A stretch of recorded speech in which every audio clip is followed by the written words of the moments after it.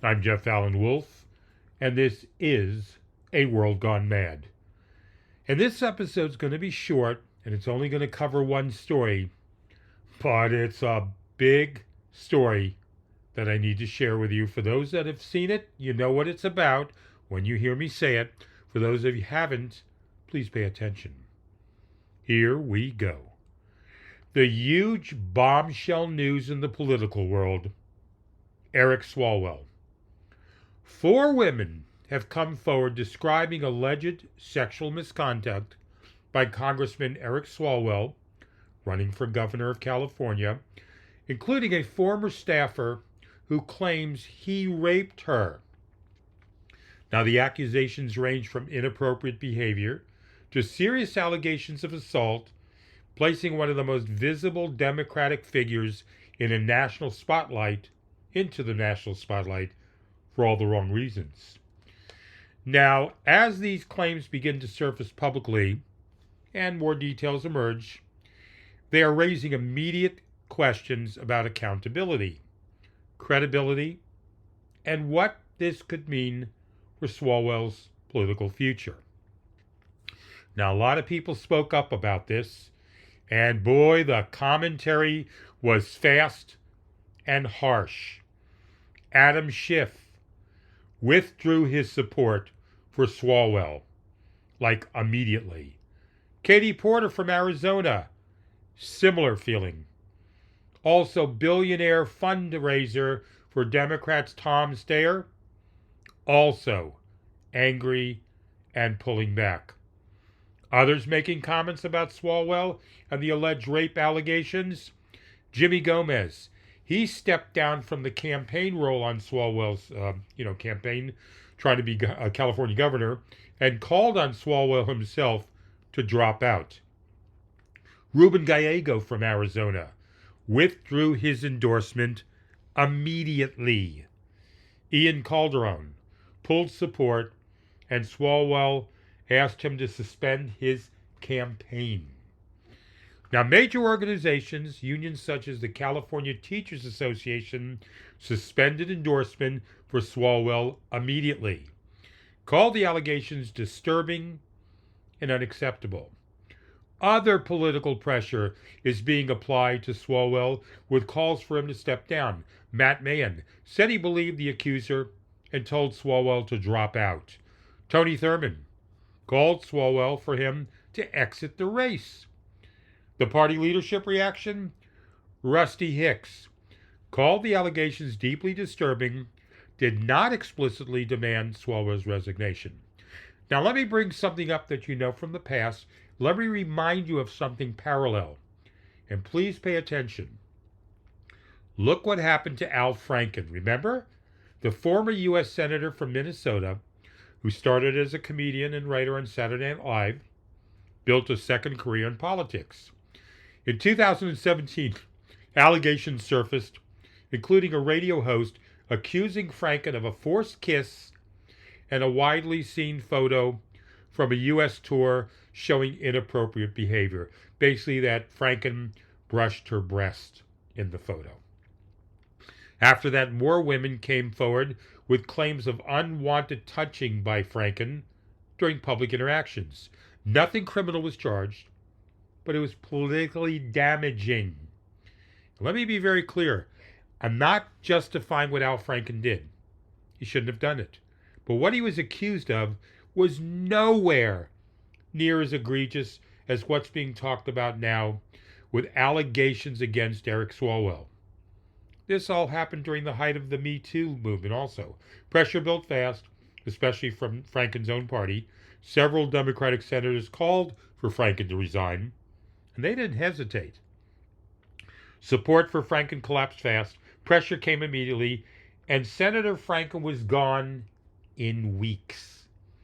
Franken apologized, said he remembered some events differently, and asked for an ethics investigation. But the pressure didn't stop on him, and Senator Franken resigned before any investigation was completed. His career was effectively over. Franken lost his position, political power overnight. His career in elected office effectively ended. An ethics investigation was never completed, no formal ruling on the allegations. Some Democrats later said they may have pushed Franken out too quickly. Now, I'm getting to the reason why I'm talking about this. Franken himself later expressed regret, but he never returned to political office. The bottom line, Wolfpack, support collapsed quickly. Political pressure made Senator Franken's position untenable. Now, let me be perfectly clear about where I stand on Eric Swalwell, because I'm not playing games with this. If these rape allegations and inappropriate behavior from Swalwell are true, bye-bye. Good luck. Don't let the door hit you on the way out. You're done. Your career is over, and you just blew up everything you spent decades building. There's no coming back from that. Not in this climate, not with a precedent that's already been set. And don't even try to pretend otherwise. If Al Franken had to resign for what he did, then Swalwell absolutely has to resign for this if it's true. No question, no delay, no political maneuvering. You're gone. And depending on what's proven, you might just not be looking at the end of your political career, Eric. You could be looking at real consequences beyond that. That's the standard now. That's the line that's been drawn. And you, Eric Swalwell, don't get to be the exception. But let's flip it, because this matters just as much. Hear me carefully. If these allegations against Swalwell are not true, then what the hell is the timing here? Seriously? You expect people not to notice what's going on around this?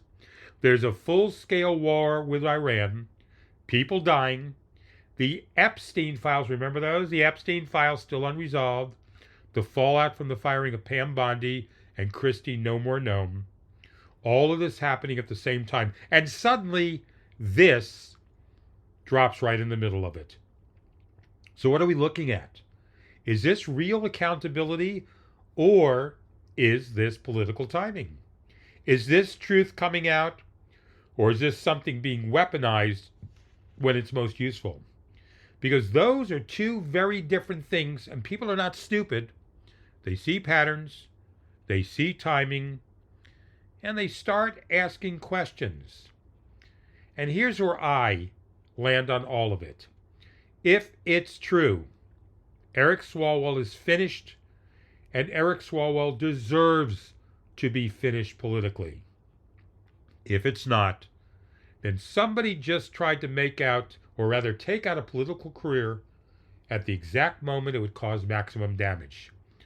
Either way, this isn't small. This isn't noise, and this isn't something that just gets brushed aside. This is the kind of moment that defines whether we actually have standards or whether we just pretend to have them, depending on who's in the crosshairs. And to end on the old phrase, there's something rotten in Denmark, it's either Eric Swalwell or it's the Republican Party. Or, at the very least, it's still the Republican Party playing the same bullshit games, the same political timing, the same selective outrage when it suits them. And people are watching. And I'll end with this and repeat the following that I said last episode. To those of you that have been contributing to our GoFundMe, the link is in the bio. Please take a look, and at the end of the description in this episode. To those of you that did contribute, thank you. Bless you. If anybody else would like to help us, I said the link in the bio in the description. Check it out. Please read it. It'll give you the details. If you can't contribute to the GoFundMe, no worries, no obligation, but please share the link with everyone. Your share may come across eyes that will contribute and could make a huge difference for me and my family. To all the intelligent people in this country who care, stand tall, keep the faith. I'm Jeff Allen Wolf. This is A World Gone Mad. I'll be back Monday. Until then, I urge you, the Wolfpack, remain skeptical, question everything, please don't lose hope, and most of all, stay alert.